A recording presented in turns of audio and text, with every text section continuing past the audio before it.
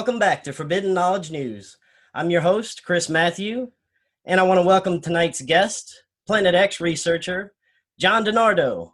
How are you, John? Fine, thanks. Thanks for having me, Chris. I appreciate the opportunity to be with you and your audience. Oh, well, there's a lot going on right now. I figured it is a perfect time to talk with you. And I figured we would let's start with your background. You have a very interesting background. Start with that and what led you to your Planet X research. Oh, okay, I'll try to make this brief. I was in the U.S. Marine Corps. I was an aircraft electronics technician. When I was discharged, I went to college to attain a bachelor's degree in science education and to become a high school science teacher, which I did. I taught high school physics for 1 year. I loved the subject, but the monotony of teaching 6 physics classes per day, every day, really felt stifling after a while. So I got out of teaching and went back into electronics, developing a lot of experience and education in electrical and electronics engineering at numerous companies. Finally, after attaining quite a bit of experience, working, I would say, for about 7 companies, including Bendix Avionics in Fort Lauderdale, Florida, McGraw Edison Company, which was Thomas Edison's original plant in West Orange, New Jersey, and MCI Corporation and Tektronix Corporation. I went on to Bell Laboratories and stayed there for 20 years and retired from AT&T Bell Laboratories. When I got retired, I became very interested in this Planet X subject because it seemed, well, it was clear to me that it was aligning with Bible prophecy. And moreover, this subject, even if you don't even consider the biblical aspect of it, there is non-biblical prophecy that also aligns with this whole Planet X, incoming Planet X research subject. And in addition to that, there's a lot of ancient historical evidence too to indicate that this object has come in before. Well, anyway, I started during my early retirement years. I began studying Planet X, and the more I studied, the more I began to apply it to the electronics and the physics which I had taught in the past, and the electronics which I had worked in the past. You see, the solar system is electrically charged. And we know, scientists know, that the sun itself is an electrical generator. And so we're knowing that principles of electronics and electricity, and mainly in this subject, it would be knowing the principles of electricity and magnetism. I could see how logical and how visually understandable this subject was to me. A planet coming into our solar system being gravitationally drawn in by the sun and picking up vast amounts of plasma as it entered the solar system, and that plasma then would be electrically discharged to the sun, causing electrical excitation, causing solar hyperactivity, etc. And so you'd have 2 interactions. One would be gravitational with this body and the sun, and you would also have electromagnetic interactions between this body and the planets. Excuse me. So that is where I stand, where I came into the subject with the scientific background that led me to draw a connection and to teach other people that this is a logical subject. It is not one of those weird baseless theories, but it is based on physics, and the principles of science are irrefutable. Sir Isaac Newton's famous universal law of gravitation is at work here, and these principles cannot be denied. So that's how I link it scientifically to prove that this object is inexorably being drawn in by our sun's enormous gravitational force field.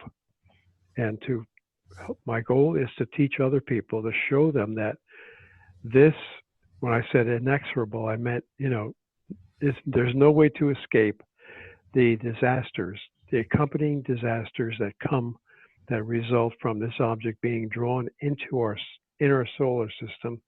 I believe it's still in the outer solar system, and I'll explain to you why I believe that's true. In fact, I think it's beyond the outer solar system right now. But there are such dangers that people must be aware of and must begin to prepare for.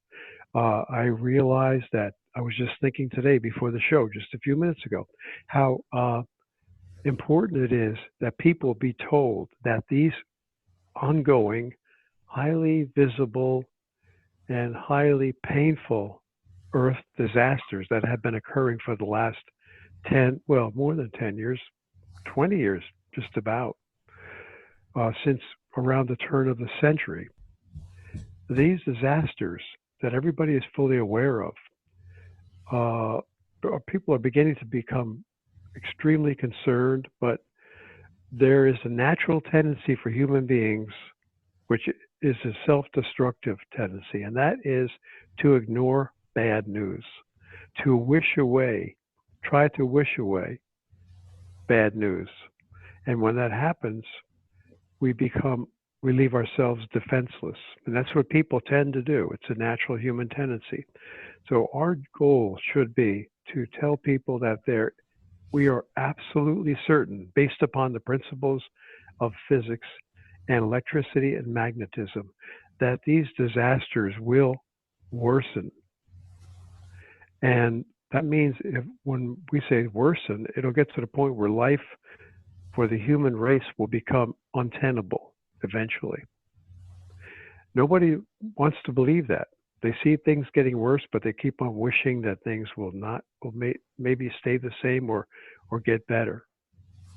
Now, but we must tell them. I can directly attest to that, because that's what I do on my channel. I research the Earth changes that are going on right now, and there are some major things going on right now. We have, just today, 2 more volcanoes woke up. We're up to about 43 right now in full eruption, and the climate chaos. There's cracks growing in different countries and different areas around the world. I mean, things are happening right now. Yes, that's right. And just thanks to a few people who are focusing on specialized aspects of natural disasters. Thanks to these people who are publishing on YouTube and other places, that we're getting this information. There's so many individual citizens who take it upon themselves to report events that they see in their area. And not only in the United States, but people all over the world. And that's why YouTube is such a wonderful resource. But how do we put it all together? The information, the videos from YouTube of the floods, of the meteor strikes on Earth, the shooting stars, which are actually flaming meteors crashing to Earth to become meteorites. All these events are being recorded by people and put it on YouTube, but it's hard to pull them all together. That is an important challenge that could do so much to awaken people, to alert them to the need to become prepared with food and water, some of the necessities, because we all know, anyone who studies these kinds of natural disasters knows that most people will survive and become victims of starvation, victims of disease, and victims of brutality, because people become maniacal when they get hungry. So we need to prepare people to protect themselves and try to save as many lives as possible. So it goes beyond the sensationalism of saying, hey, there's another planet coming in. Yes, that is exciting, it's scary, it's sensational, and but it's deadly. And that's what our challenge is to do, is to bring this evidence together and then melt it, fuse all this evidence together with the scientific fact that when a massive brown dwarf star, and that's what it was estimated to be, and I'm going to relate to newspaper articles from years ago when scientists were not muzzled, not yet muzzled, because the National Security Agency was not sensitive to the dangers to the establishment, the ruling elite, the system, the dangers to the system that news of this incoming giant would create among the population. They were not sensitive to those dangers, and therefore they allowed some reports to slip through during the 1980s in the major newspapers like the Washington Are you Post, New speaking York of Times. like the Pioneer probes? Yes, exactly. The Yeah. Pioneer probe and also the infrared astronomical satellite. Yes. So I've got those articles, and I went to my library to photocopy the old microfilm newspaper articles so that people could see, and I put them on the internet. People could see the actual newspaper articles rather than being asked to believe a transcript, which anybody could have created. But when they see the actual newspaper article, no one can deny it. So I got those articles. Now I find that many of them are available. The exact articles with the transcripts side by side are available on the internet now. The New York Times has many of those articles, same articles that I went through a lot of trouble to photocopy and put on the internet. So that's good news. I wanted to talk about some of those articles tonight because, there are so many aspects, as I mentioned, aspects to this Planet X phenomenon.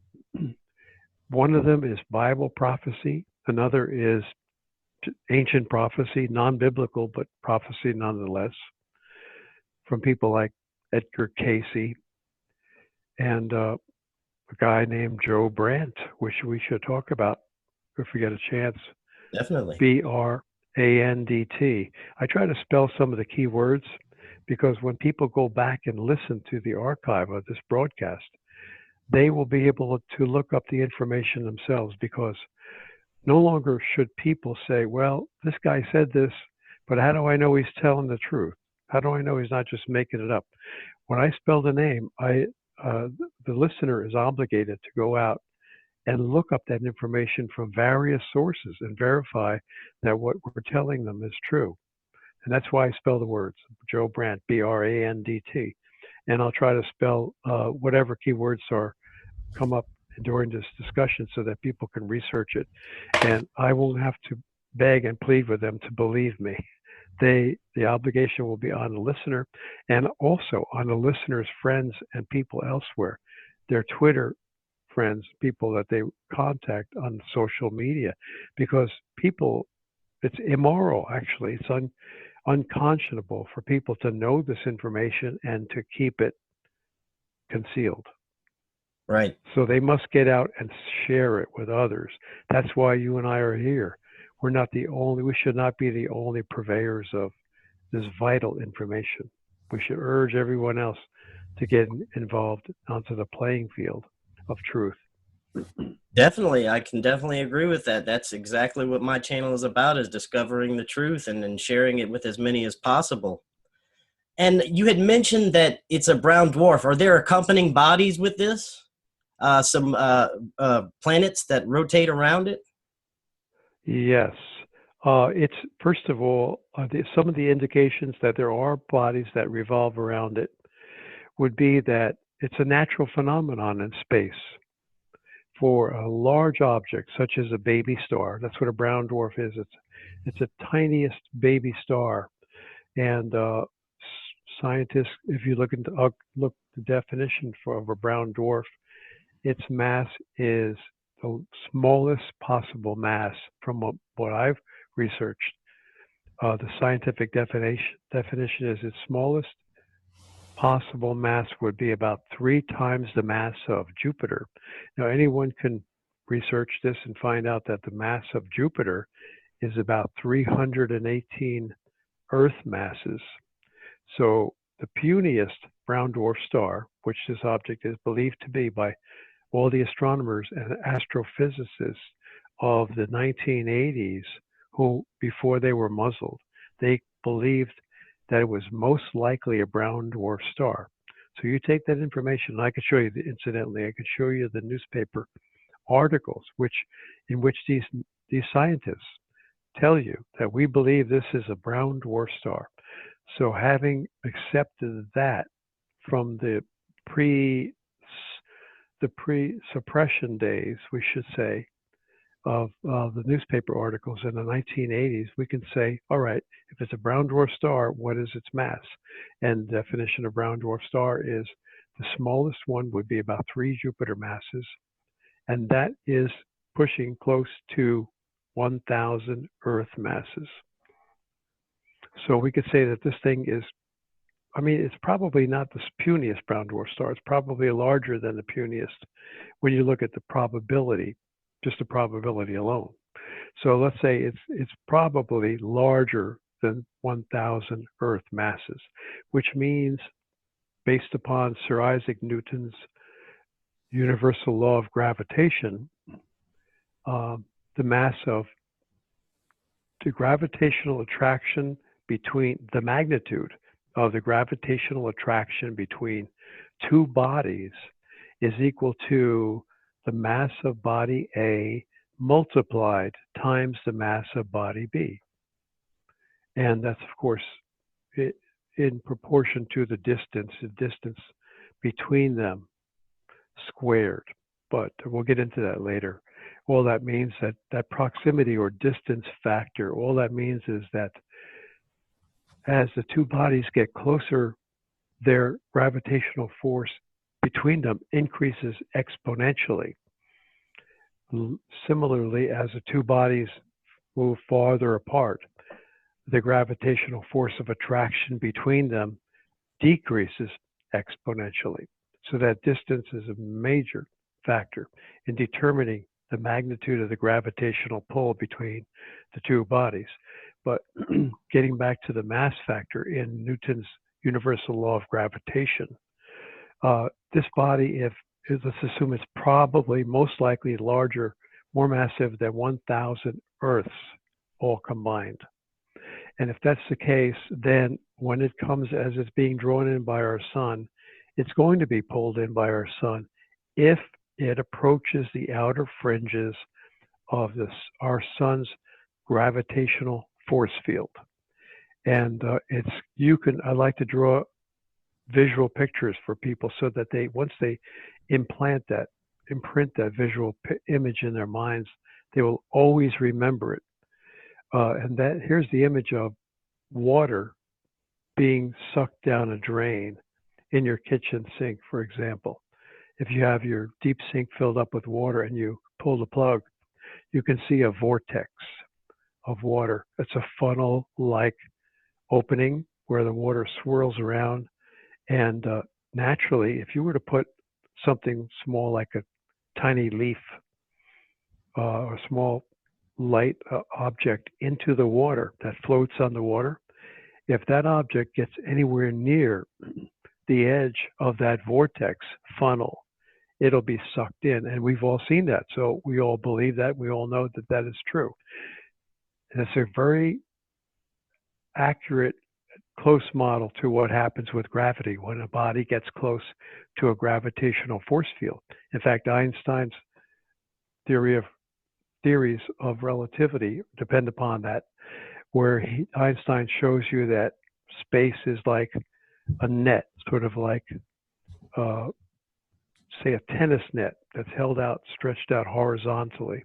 And if you put a bowling ball in that tennis net, or say a softball, it's going to pull down and form a funnel-like vortex, just like that swirling water.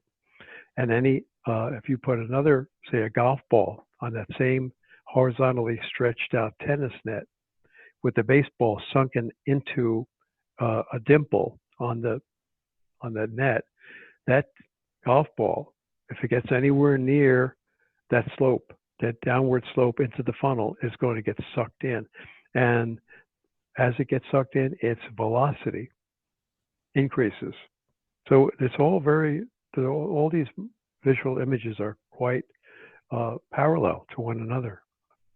And that's what happens to an object when it comes close by. The sun, any object that gets close by the sun's gravitational force field is going to get sucked into the sun. And once it gets sucked in, it doesn't stop. It just accelerates.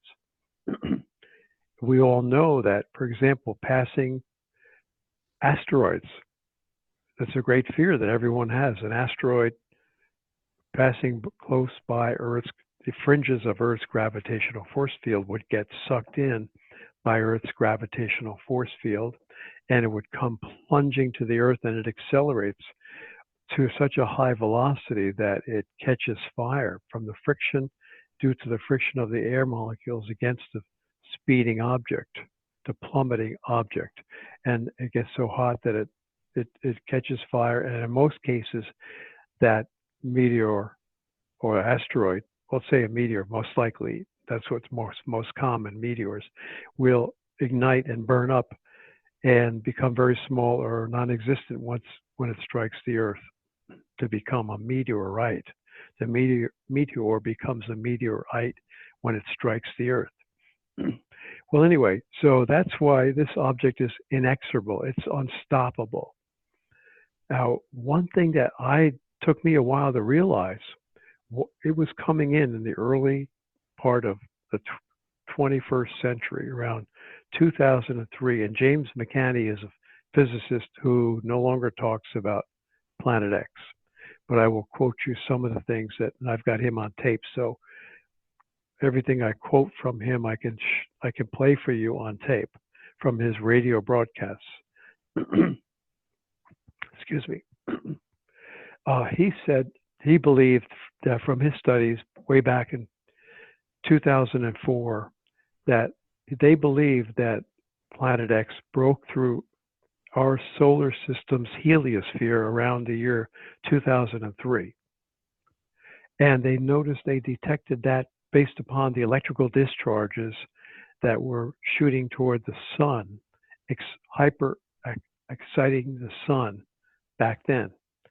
And of course, the solar system is so vast, it's incredibly vast. We can't even imagine how huge it is. It would take years for this object to move into the inner solar system. So it's quite understandable that here we are, 15, 16 years or more from the time when Planet X was a big hot subject, and it was bursting through and causing hyperactivity of the sun. It's understandable that it would take that many years to come in. But here's something that's would even delay that expected event even longer. And that is what I realize now, that this object comes in on an elliptical orbit. It wants to essentially go into orbit around the sun. It's coming from far away, and it does orbit around the sun. And you might say, well, why doesn't it strike the sun? Well, all the planets that we have in our solar system, most of them, they all orbit around the sun. They don't strike the sun directly. As long as there's enough centrifugal force, that is centrifugal, I'm exaggerating the pronunciation, meaning fugal, meaning derived from the word fugitive or fleeing. There's a center fleeing or centrifugal force that causes an object that is approaching another object to loop around that object rather than striking it, because it's changing direction constantly. And that change in direction causes it to make a huge U-turn. Also, what prevents this object, this brown dwarf star, from striking the sun, is that this dwarf star, just like Jupiter is a smaller dwarf star, is not quite a dwarf star, but it has the same kind of electromagnetic nature as brown dwarf stars, and that is, it has a magnetic field. Jupiter has a powerful magnetic field. Brown dwarf stars have powerful magnetic fields too. And as you know, when two magnets interact, if the like or similar poles of the two magnets come together, they will repel one another. And in this case, I believe the North Pole of this brown dwarf star is facing in a direction that is would cause a repulsion. I cannot explain it, and I don't think anybody else can explain it because they have not seen it happening. But there is a repulsion force that occurs between our sun and any brown dwarf star that comes in. We know from ancient history that this object has come in before, and I hope we have time to talk about it. But ancient history tells us that destructions of the earth have occurred numerous times in past history. No one, I don't believe, has any records of the old, very old destructions of Earth that go back, say, 13,000 years to around 11,000 BC. Zechariah Sitchin has maybe a little bit of knowledge in his book, The 12th Planet, when he talks about life and man, civilization beginning to take shape around 11,000 BC.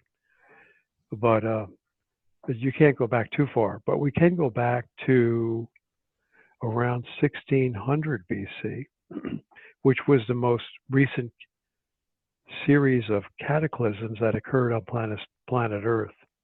And that was the time of the Israelites' exodus from Egypt, which is pretty well documented in the Holy Bible, but it's in the book of Exodus. And it's also paralleled with knowledge from an Egyptian scribe and historian by the name of Ipuwer, Ipuwer. People should look up these words. He wrote a record of disasters that occurred in Egypt, the very same series of disasters that are described by Moses in the book of Exodus. So Ipuwer's non-biblical account parallels and supplements and augments much of the information from Moses' account of the 10 plagues of Egypt in the book of Exodus. And that Ipuwer papyrus was on display at the Museum of Leiden, Leyden, in the Netherlands. I believe it's still on display there. You can read about it in books. There are many books, one of which is titled The Greatest Story Never Told.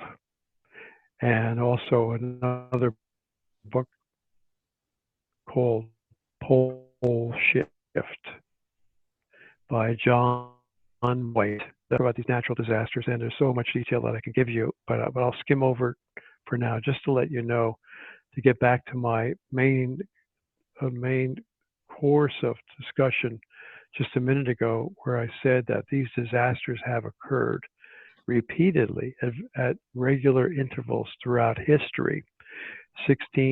Roughly 1650 BC. That would mean it would be roughly 36.5 centuries ago. And at a regular interval before 1650 BC, the same interval, 36.5 centuries, go back 36.5 centuries before 1650 BC, and you chronologically land on 5300 BC. Now, if you look at geological research that is published now on it, you can find it on the internet. Two geologists by the names of Pittman and Ryan, I believe it's Pittmann or some variation of that. Pittman and Ryan, Ryan. You will find those two geologists did extensive studies on the Black Sea and found that around 5300 BC, there was a tremendous flood which spilled over out of the Black Sea into the surrounding area. And they found that they have done this research from a geological point of view. And they've actually proven it. So Pittman and Ryan present a very important landmark in this chronology, which indexes each of the several past incursions of this brown dwarf star into our solar system, which brown dwarf star comes in below the ecliptic, below the plane of all our planets in the solar system. And then it loops around northward, upward, I should say, upward around the outer bounds of the ecliptic, which is beyond Pluto. And then it loops around and makes a huge U-turn and comes up above the ecliptic plane. So it comes in from below the ecliptic plane to above the ecliptic. Now, there's a lot of misunderstanding and a lot of uncertainty as to the angle that it comes in. But I've visualized this many times, and I've come to the conclusion that this object must come in probably almost parallel to the orbital paths of all of our planets. Not exactly parallel, somewhat at an angle, but it's like taking, let me try to give you a visualization. If you take two rings, you ever see a ring within a ring? Like on a keychain, two Yes. large rings. Yeah. Well, you could rotate one of those rings so that if that ring is parallel or almost, parallel, adjoined to the other ring. Or you could rotate it in a different way so that it's at an extreme case, one ring is at a 90-degree angle to the other ring. So this is what you can visualize as the orbital path of this brown dwarf star coming in, and relative to the orbital rings of all the planets in our solar system.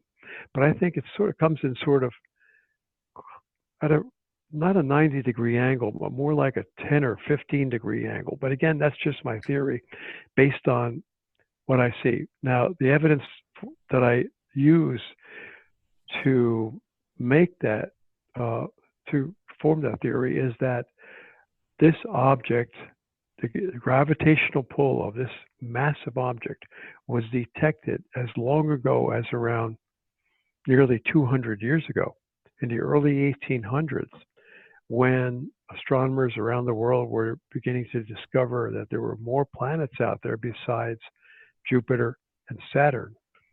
They discovered Uranus and Neptune in the early 1800s. But when they did discover those two outer planets, they also noticed, and just imagine though, these were primitive times, nearly 200 years ago, in the field of astronomy. Yet, they detected that there was a gravitational tugging, pulling, or what is called a perturbation on the two outer planets, Uranus and Neptune, at some particular point in their orbit. So naturally, any physicist would tell you that if there's a tugging on an object in space, on a revolving object, an orbiting object in space, and it loses its circular or semicircular pathway. It goes off of its semicircular pathway.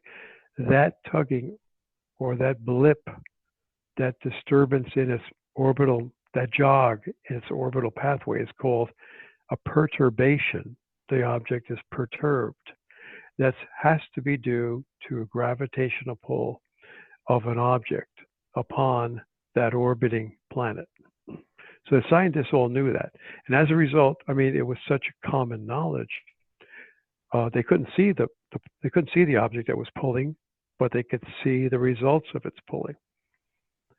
So this began the search for Planet X, what they called Planet X. Well, the term Planet X eventually came into use by Percival Lowell, a wealthy man who was also an astronomer, who constructed the Lowell Observatory in Arizona around the year 1910 or early 1900s.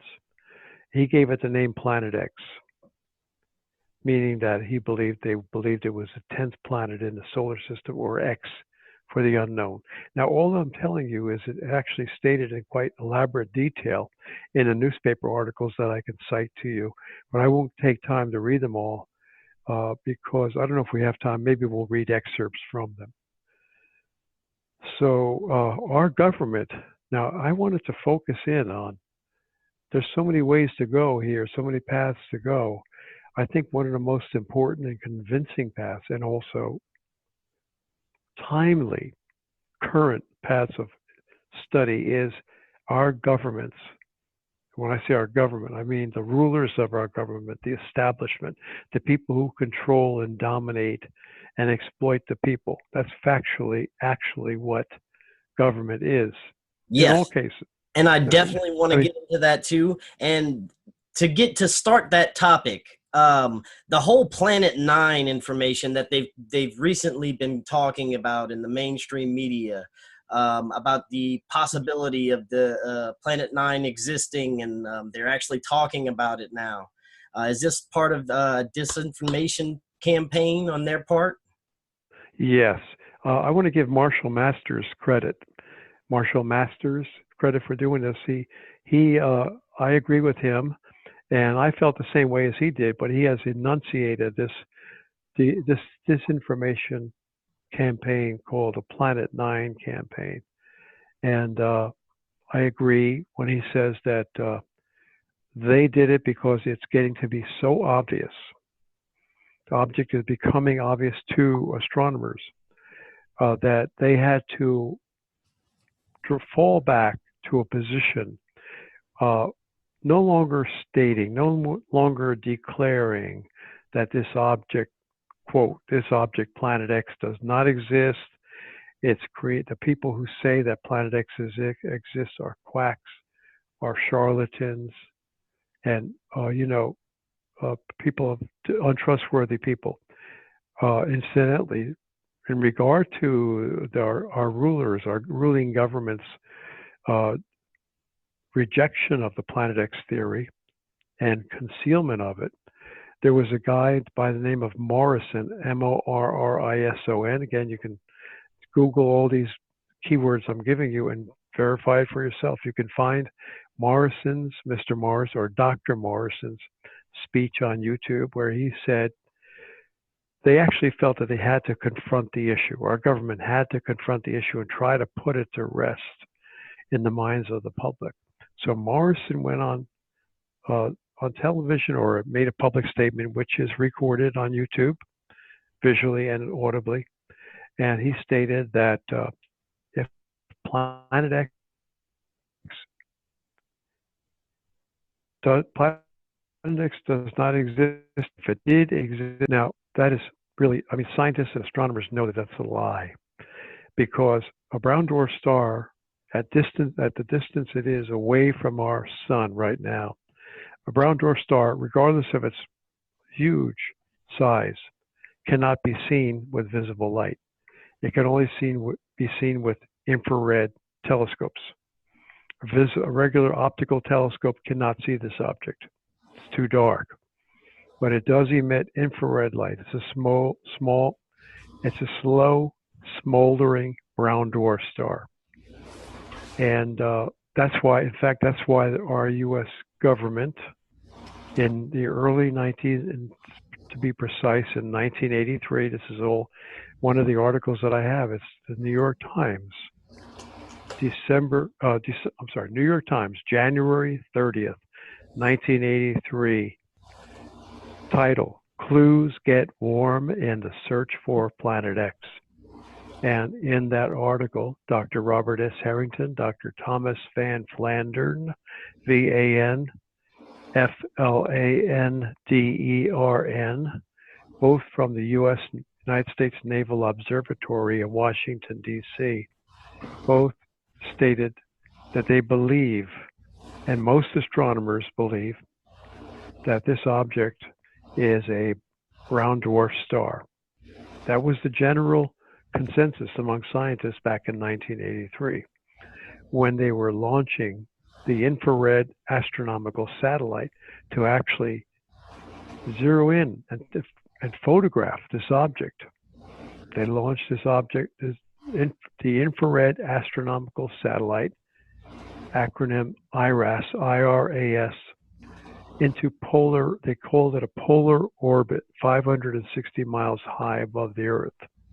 When they say polar, they didn't tell us which pole, but we can assume that it orbited The infrared astronomical satellite was sent up to orbit the South Pole because that's where the object was coming in below the ecliptic plane. The ecliptic plane is simply that disk, invisible disk in space upon which all planets revolve around the sun. And as we were talking about the two key rings, the two rings that are one inside the other ring, where you could twist them and rotate them to Right. get to choose any various particular juxtaposition between the two rings. Well, one ring represents the orbital path of our planets in our solar system. The other ring would represent the elliptical, the highly elliptical, not round, but highly stretched out, the elliptical orbit of planet X. What it does, it comes beneath the ecliptic plane, and it has to make a U-turn. Now, as you know, an analogy to this mode of travel would be a large, take for example, a large tractor trailer truck zooming down the highway at high speed, but he has to make a U-turn at a jug handle. So the truck has to slow down drastically in order to make that U-turn without flying off the road. So that's the same thing that happens with this object, Planet X. As it comes in, it approaches the sun, and as long as it's away from the sun is reeling it in, just like a fisherman would reel in a fish, for example. But once it gets close to the sun, it begins to overshoot the sun and continue on below the ecliptic plane, below the sun, below the south pole of the sun. And it continues on, but now once it overshoots the sun, what would happen to its velocity?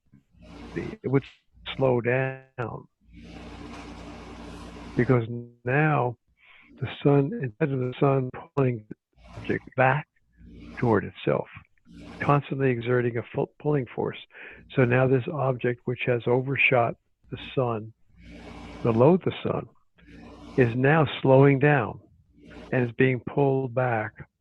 It's slowing down until it reverses its direction, and eventually it forms a loop under and then above our sun. And that's what I was referring to before when I said that people never expected, and I also never expected it to take this long to get in and cause natural disasters.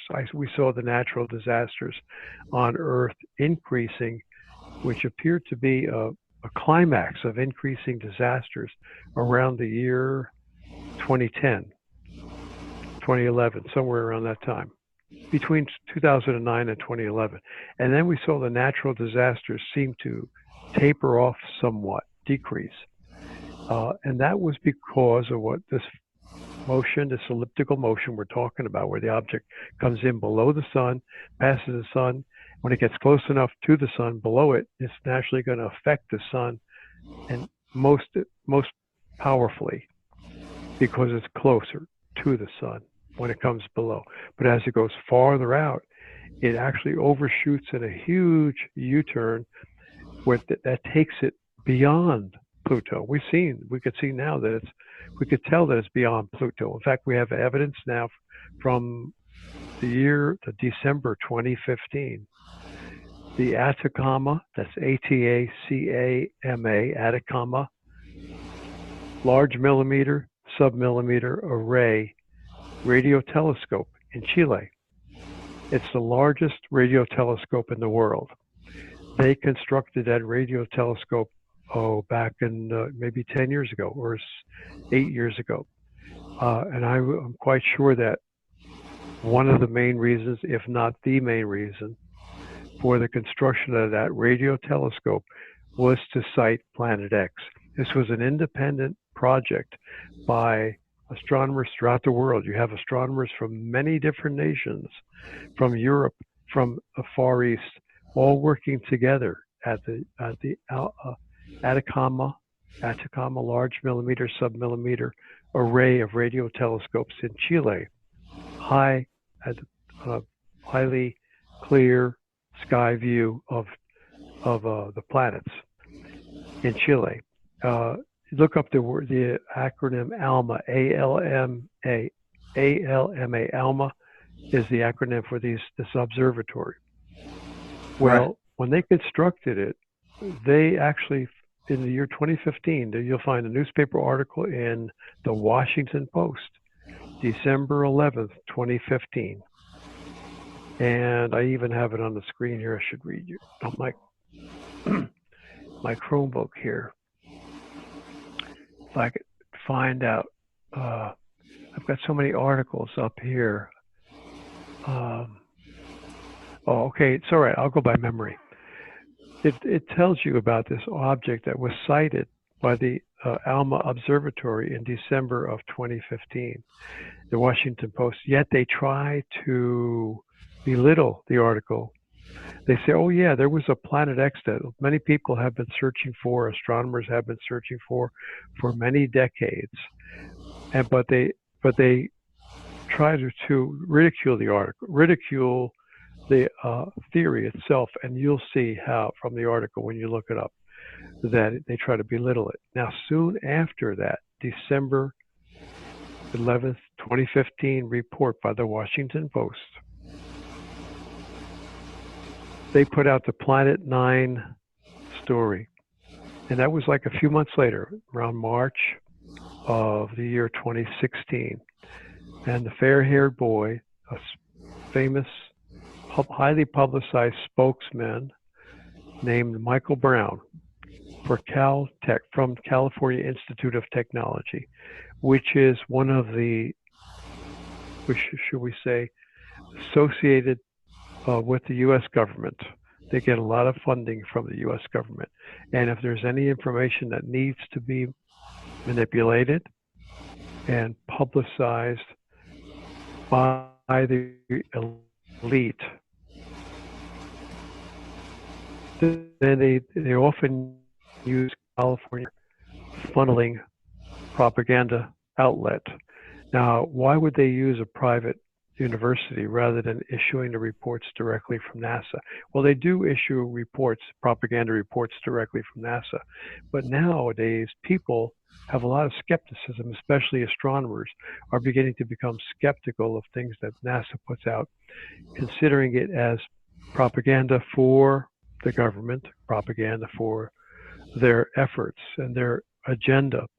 So naturally, if they use a private institution of highly esteemed scientific institution like California Institute of Technology, which gets funding from the government, then people would be more likely to believe it.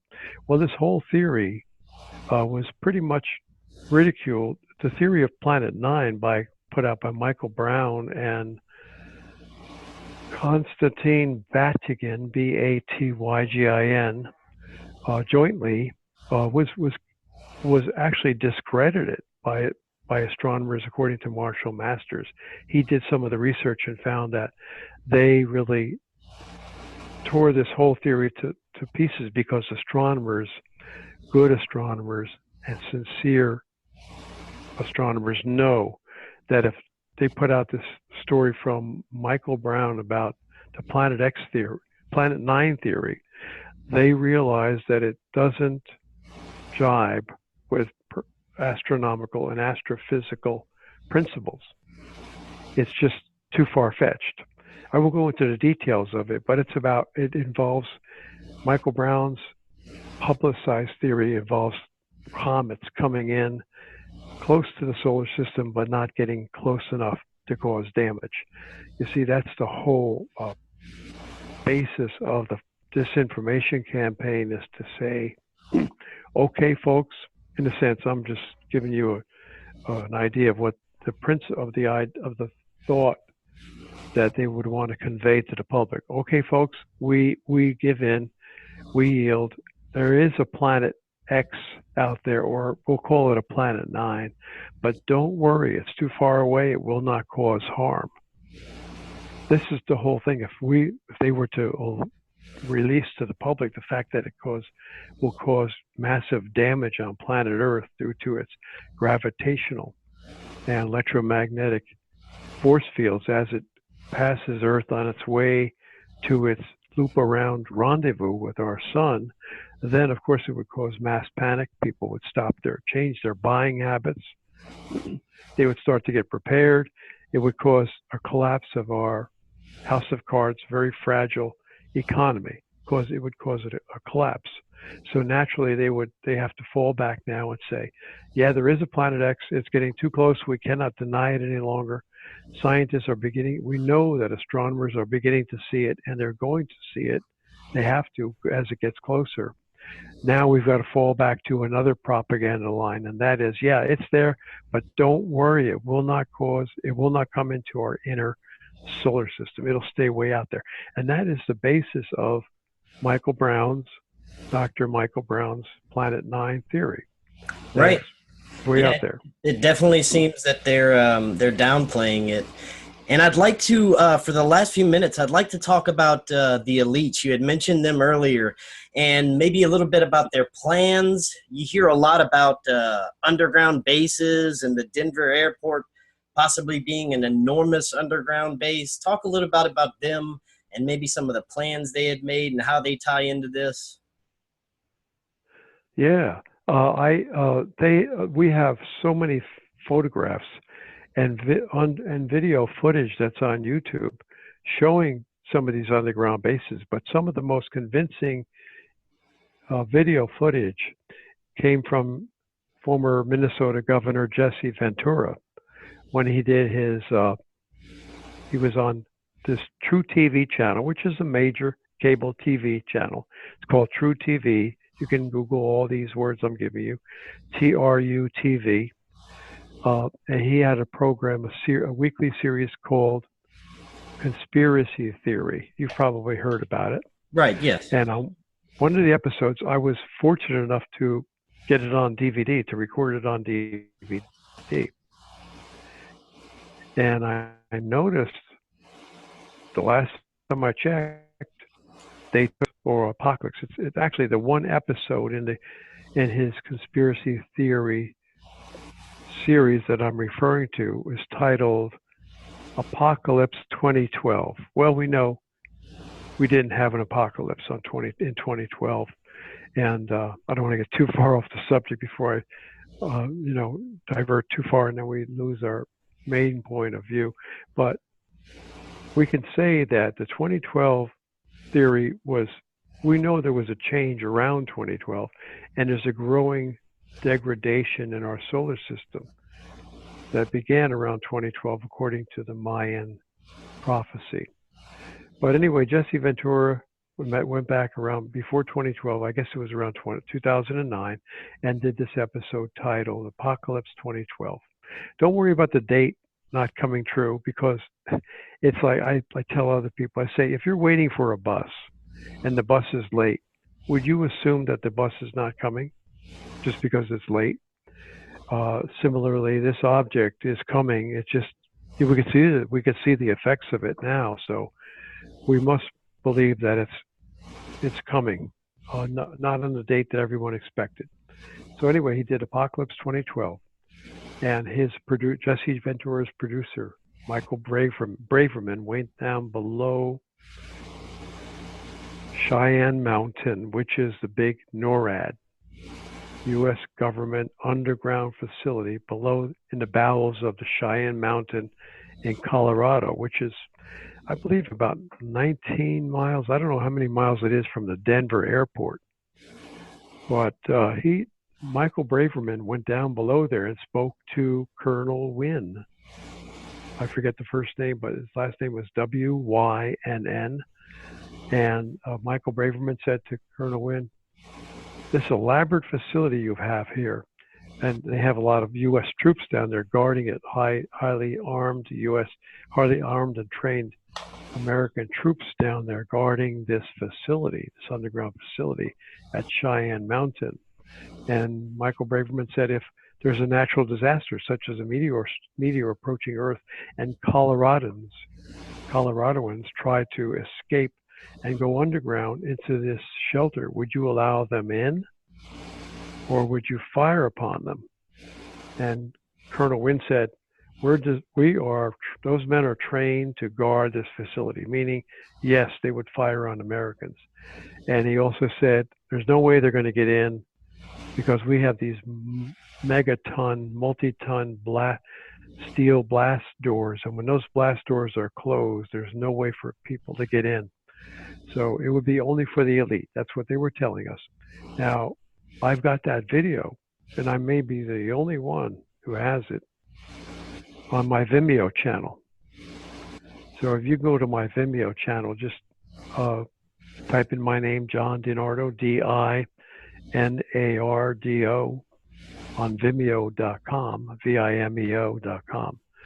You can find it. I forget the title that I gave it to it, but all that footage of some of the rooms and some of the areas within that underground city are on that video. You can no longer find that Jesse Ventura broadcast. Maybe somebody has reposted it on YouTube. It's worth looking up. Apocalypse Conspiracy Theory, episode title, Apocalypse 2012. So this is all documented for anybody who wants to check it out. Again, I can only give you my words. You have to do the research to see with your own eyes. People have been murdered. Some of these, one of whom was Phil Schneider, a very highly trained, highly educated geologist who worked for the U.S. government in creating these underground cities. And he did numerous video speeches that some of which I wonder if they cleansed them all off of YouTube. But Phil Schneider was murdered. And Marshall Masters has a wonderful description of Phil Schneider's campaign to bring the truth to the people of these underground cities. And they had so many attempts on his life, but this man, Phil Schneider, Schneider, was so courageous that he continued to give speeches, and after countless attempts on his life, they finally murdered him. But you can still probably find his YouTube presentations. Now, the murders that they have committed against these people who speak out about Planet X and the underground cities where our elite are prepared to descend when the disasters begin. Many of these people have been murdered. Dr. Robert S. Harrington, the chief astronomer of the U.S. Naval Observatory, whose name I mentioned before, was in the 1983, January 30th, 1983 article in the New York Times, which I have and which you can find in the New York Times. If you just Google the word Times Machine, all one word, Times Machine is the name they give for the archives of the New York Times. You can look for the title of the article, Clues Get Warm in the Search for Planet X. New York Times. You'll find the article, you'll find a copy of it, a picture of it actually, and the full transcript of it from the New York Times. Dr. Harrington later went on to search for this object, and he personally, I believe it was personally, not his assistants, but he personally traveled to the Black Birch Observatory in New Zealand, taking with him an 8-inch telescope, which was not really that big, because he must have calculated that this object was large enough for him to see with an 8-inch telescope. And Dr. Harrington did a report, and I'm trying to think of the name of it, but I believe it was the Search for Planet X. Harrington, Harrington. And I'm trying to get the year now. In 1988, he said, we're going down to take pictures of it in the southern skies, down in the southern hemisphere, where it's visible near the South Pole. And New Zealand was as close to the South Pole as you could get. And he did take pictures, and he said those photographs, telescopic photographs, would be processed, and he would issue his report to the scientific community. Well, Dr. Harrington died, never got a chance to issue his report. He died in, I'm trying to think, was it either January of 91 or January 92, one or the other. They claimed he died of very fast-acting cancer. Right. Yeah. And cancer-side, killing by cancer is a common practice. Even those people who talk about Planet X, we have to be concerned about our safety, but I don't want to talk about that too much. Fortunately, I'm a nobody, so they would go after people who are highly esteemed academics who have a credible reputation. Those are the people they would silence. And Dr. Harrington was one of the world's eminent astronomers. He was the chief astronomer of the U.S. Naval Observatory, and his whole his obsession was to find this mystery planet, mystery object, and that's why he never got a chance to publish his findings, his photographs, and his papers. He said he would publish it in his paper titled "The Search for Planet X." Now, okay, let's play the devil's advocate, meaning the government's advocate, and say, well, Dr. Harrington just coincidentally happened to die before he could report the photographic findings, report on his photographic images of this object. Well, if he just happened to die of cancer, where are the images? They still exist. The images didn't die of cancer. You guys have them. Why have you concealed them? They've never been released to the public. That is a major glaring piece of evidence that our rulers, not our altruistic government, but our ruling elite want to suppress this information from the people because of the damage or the instability it would create in our economic system. And economic stability is one thing that they're very concerned about. And I'm sure they've been knowing about this for a very long time, and probably lying to us and preparing us in many different ways throughout the years. Is that correct? Yes, they've lied, covered it up, and I wanted to read some excerpts from some of the articles. So what I did was I realized this morning that I would have trouble going through all these articles and sorting them out and finding just the right words that would condense the essence of the thought of each article.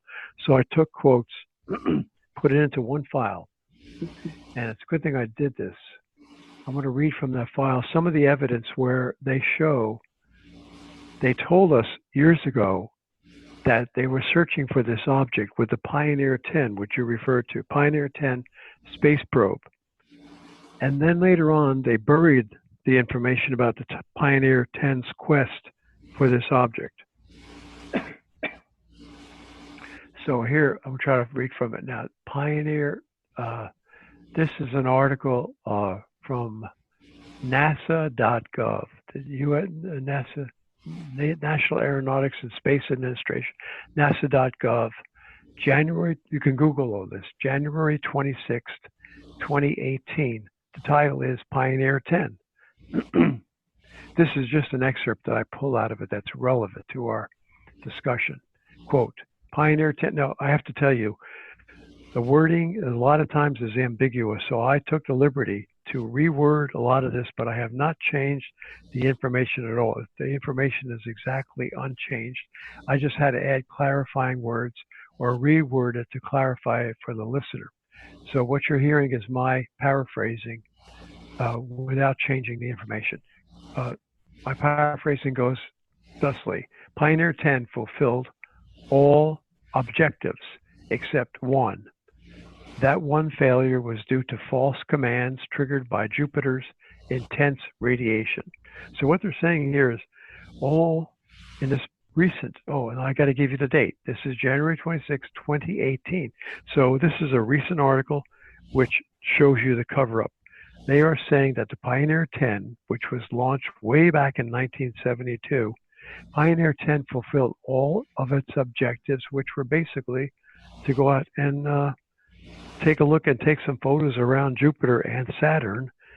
And then they say it was slingshotted, made that big U-turn that I referred to before, where an object, the space probe itself, looped around Jupiter based upon Jupiter's gravitational pull, and Jupiter threw it out like a slingshot in a big U-turn around Jupiter, such that it would then travel into deep space and never come back. And it's still on its way out into deep space.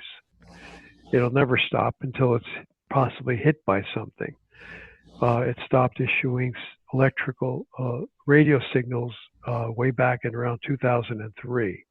What they're saying in this article, and I'll continue reading my paraphrasing of it, it fulfilled all of its objectives except one. It was relating to its images and observations of Jupiter.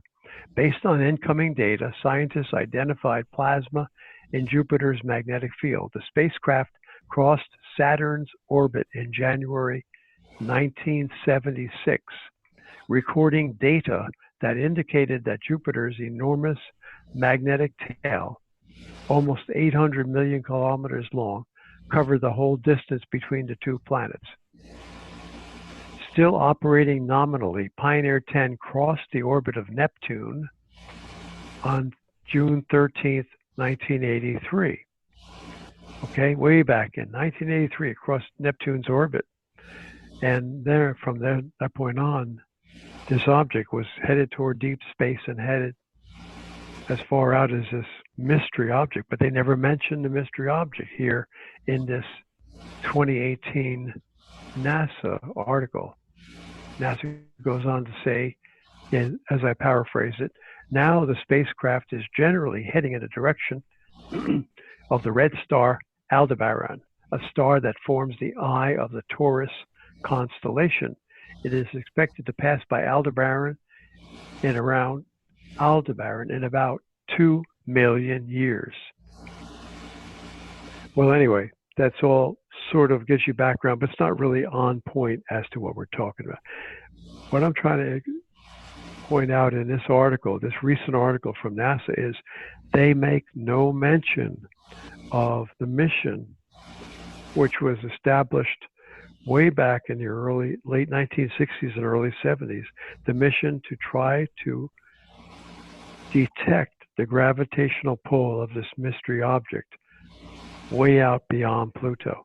That was the mission of Pioneer 10.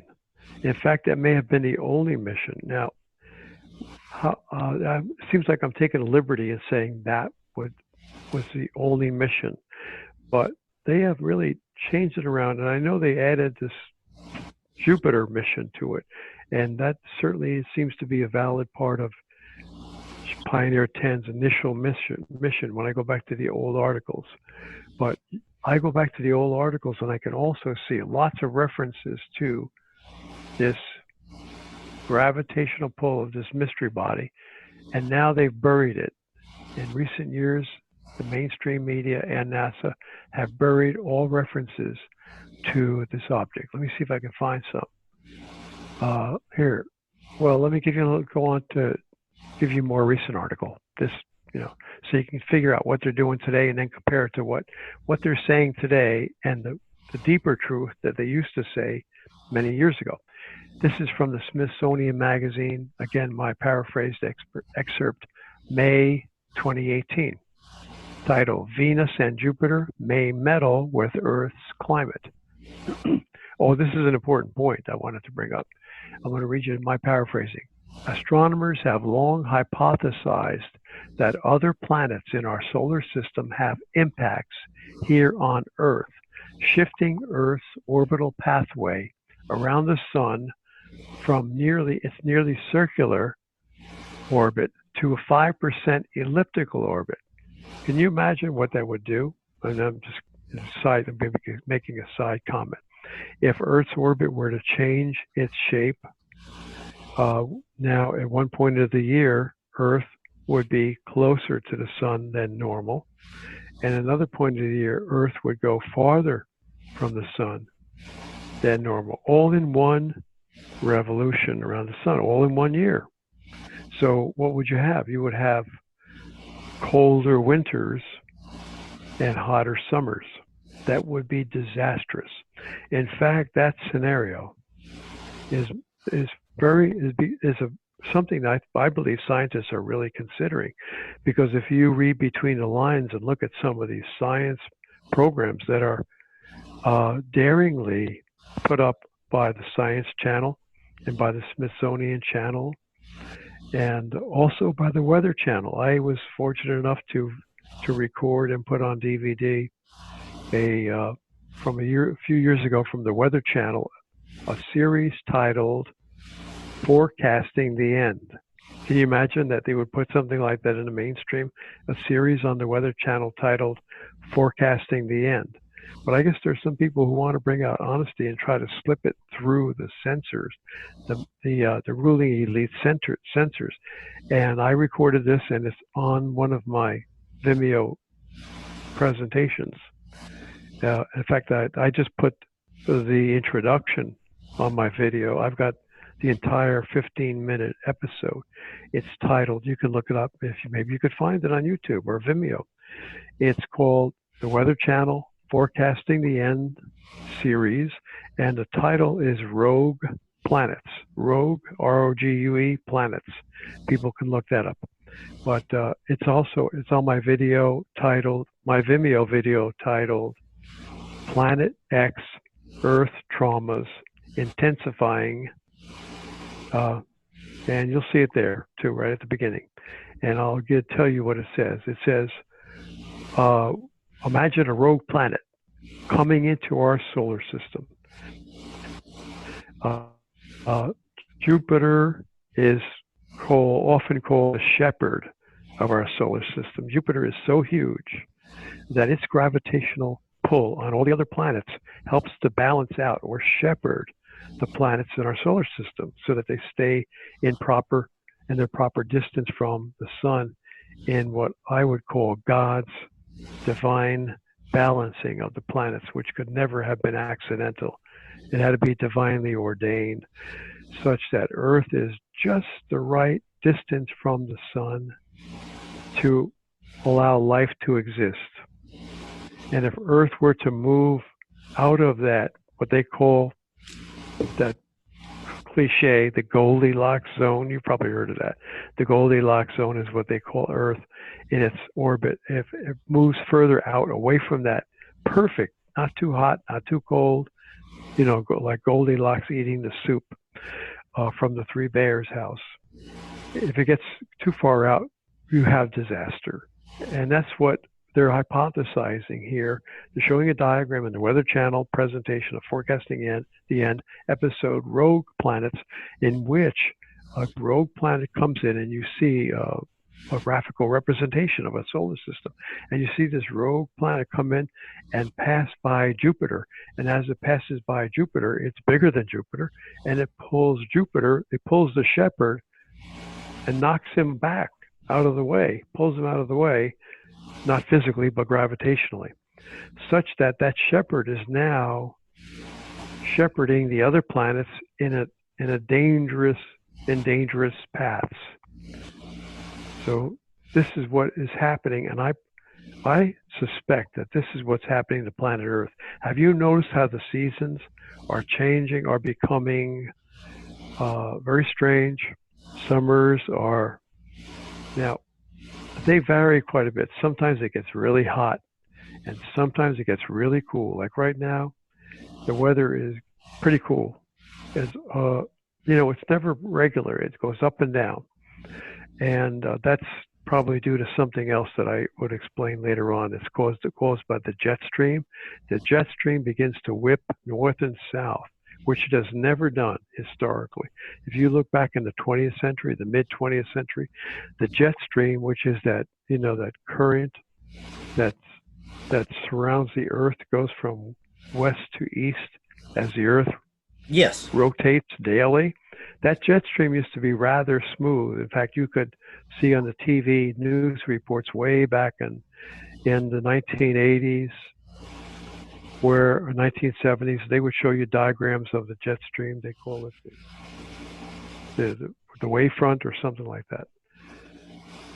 And it would always approximate it looked like the border between the border between Canada and the United States, relatively horizontal and smooth. It would dip down, but it would into this United States and cause a cool spell maybe, but it was relatively smooth and horizontal. Now the jet stream has begun to undulate, and I have recorded those undulations as increasing month by month, year by year, becoming more higher peaks, higher northern peaks, higher southern peaks. I should say higher northward peaks and higher and deeper southward peaks of the jet stream, which were going all the way up. Eventually, they went up into Canada. The peaks of the jet stream would go into Canada, pulling warm, moist air all the way up, causing extraordinary heat waves and hot spells in Montana, Washington State. You never used to need an air conditioner in Washington State, not even in the summertime. Now you do. And likewise, it would cause cold spells as far down as Mexico and Texas and Arizona. So, and then moisture, storms and floods, torrential downpours accompanying these anomalies in the dry, arid states of Nevada, Arizona, New Mexico, parts of Texas, etc. So all of this is caused by all of this local, I should say, rapidly periodic changing, hot to cold, temperature changes during the days and weeks. That has been also occurring. But on a long-term graph, you'll see over the year, the winters and summers are not, the average temperatures are not the same as they used to be. No, everything like I say, is it's getting cooler. And that would be caused by an elliptical orbit of Earth around the sun. That's disastrous. Go ahead, I'm sorry. Oh yeah, no, everything is changing. I have definitely noticed our winters are colder, our summers are hotter, and then we have, mixed up weather as well, where sometimes you get snow in the wintertime, and it's basically climate chaos everywhere. I'd like to know how much longer do you think we have before things really fall apart? I've given up on predicting dates. I realize that only God knows. God has kept everybody waiting. And I really do believe, I feel God's Spirit is with us. It's with me, it's with many of us, as the spirit of evil, Satan's spirit, inundates this world. And that's another facet of this multifaceted issue of Planet X. Seems that God is bringing this fear of destruction in to bring people closer to God, while Satan and the unclean, the invisible spirits, which David Icke speaks about now very intensely, the unclean spirits are vying against God to bring people to worship and to follow Satan. And we see Satanism, worship of the devil, increasing. It's being purveyed and portrayed on television in such a blatant and disgusting way. You have programs such titled Lucifer, where Lucifer is the star of the CBS program, which they put out there for a few episodes just to test the public's attitude about it. It was not intended to be a long-term series. They put it out. This guy Lucifer was actually the devil, and he was an admirable guy, somebody that people could look at and say, "Wow, I really like this guy." And they took it off just to see what the public's reaction would be. And I guess the public is basically anesthetized, so you didn't hear much reaction about it. So they figure, well, now we could start bringing in more devil worship. I guess I'm getting off the subject, but getting back to what I was saying about the seasons changing. God is doing this, and the time, only God knows the time schedule. But we can look at prophecy from the Bible, and I think that's our best insight into the future is the Bible. What the Son of God told us was that you're going to see in the end, toward the end of the world, the end of this world, and the beginning of the new age, you're going to see, first thing that's going to happen is that there will be wars and rumors of war. Nation shall rise against nation, kingdom against kingdom. And at that same time, it's going to be accompanied by earthquakes in diverse places, earthquakes all over the place. So people should be watching the earthquake activity. Again, I thought we were seeing the peak of the earthquakes back around, seeing the disasters on Earth peak around the year 2009 to 2011. But that was, now I realize, only because this planet was coming below the ecliptic plane, that invisible disk in space on which all the planets revolve around the sun. And then as it was traveling below the sun, it overshot the sun. If you could visualize that, like visualize a big circular clear glass tabletop with a big bright light in the center of that tabletop representing the sun, and various small objects, little, like of different size, like a grape and a cranberry and a walnut, a grapefruit, placed at different points away from the center of that table. And imagine magically that the table is slowly revolving, representing the annual change in time. And this object is like I visualize a heavy steel ball bearing being fired from a slingshot down on the floor away from the table. And the ball bearing takes a trajectory where it's traveling below the glass table. To visualize unrealistic things in order to see in our minds what this whole thing looks like, because it's very uncommon. If you have to draw a visual image so you can understand it and thus believe it. But magically the subject comes under the ecliptic, under the glass tabletop, below the light at the center of the table, and continues on such that it goes beyond the outer edge of the table and then begins to loop around up and over the table, and then it comes back over the top of the table, passing over the light at the center. It would do that because of the gravitational pull of the sun, which is that light at the center of the table. The sun is constantly pulling it toward it, and then when it overshoots the sun is pulling it back, and that's what causes it to make this U-turn, this looping U-turn over and above the sun. So we saw the natural disasters intensify around 2009 to 2011. The natural disasters began to diminish somewhat as the object went out past the outer fringes of the solar system, around the glass edge of that table, that circular table. But now it's being pulled back. I believe we have an alignment right now from what I spoke with Marshall Masters and other people, and but not only that, you can go by the disasters. When you have an alignment, when that object gets shoulder to shoulder with all the other planets, when it becomes even or level with our ecliptic plane, that's when you're going to see a lot of discharges, because on that invisible disk, or shall we say that glass tabletop, there is a whole layer of electrical charge that is being concentrated, being discharged by, there's electrical charge throughout the entire sphere, of the solar system, because the sun blows out electrical protons and electrons in all directions. However, the discharges occur when you have intervening objects like our planets aligning with one another. That's when it triggers a discharge of the electricity, because now the electrical resistance is decreased. In other words, the electrical conductivity is increased when this highly charged dischargeable object comes shoulder to shoulder with all the other planets, because now it is in alignment with our ecliptic plane. And if you start seeing major disasters on Earth and on the other planets, you see discharges onto Jupiter.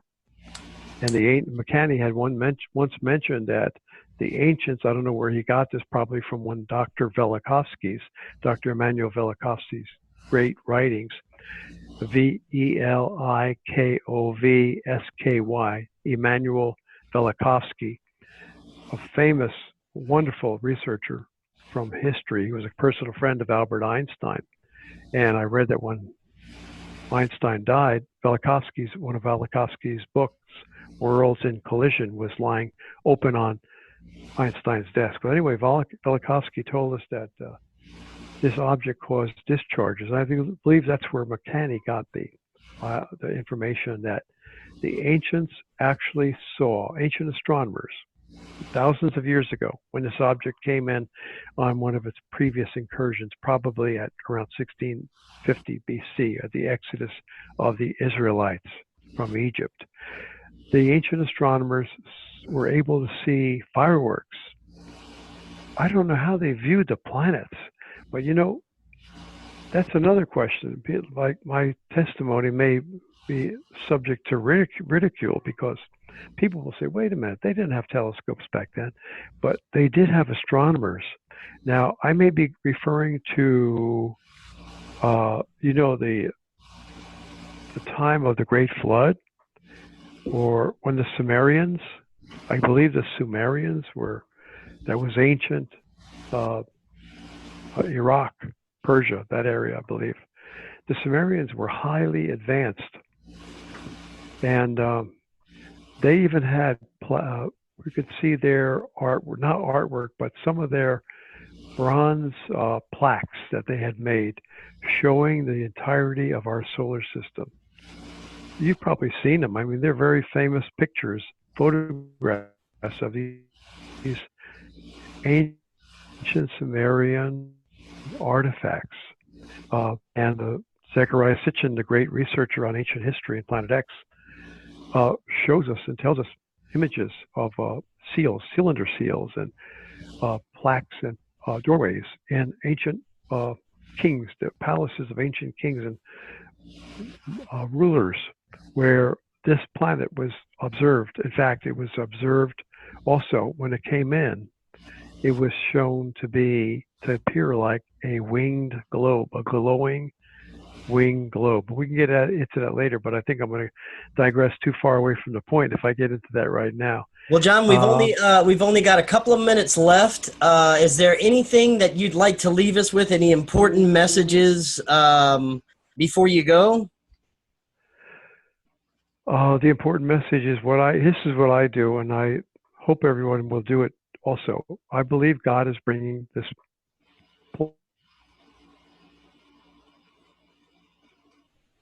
an opportunity for reconciliation. There's going to be many people dying, but God vows in his scriptures to save anyone who prays out to God in their spirit, prays out to the Spirit of God, and begins to recognize.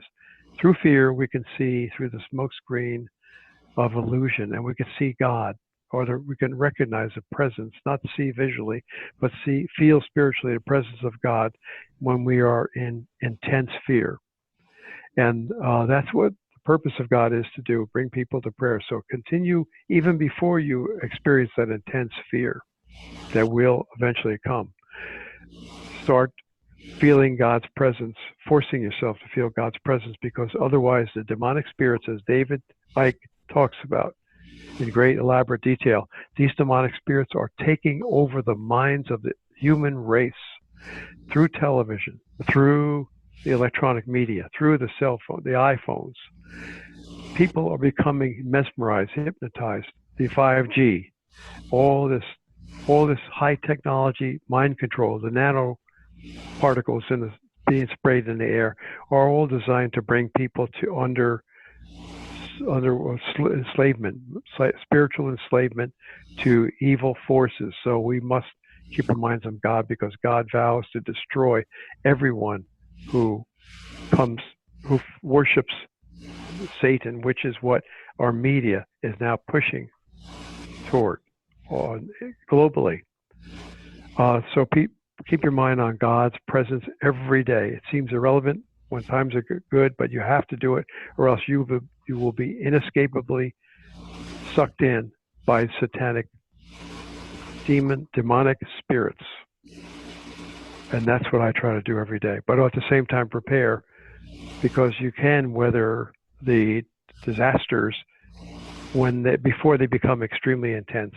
You can store water, you can store food, you can store medicinals, and you can find ways to grow food, gather seeds, and grow sprouts if you have to indoors. When there are people out scouring the countryside for food, marauders, etc., get prepared with the physical means now before the hyperinflation occurs. Hyperinflation appears to be on the horizon, whereby all your dollars can hardly buy anything.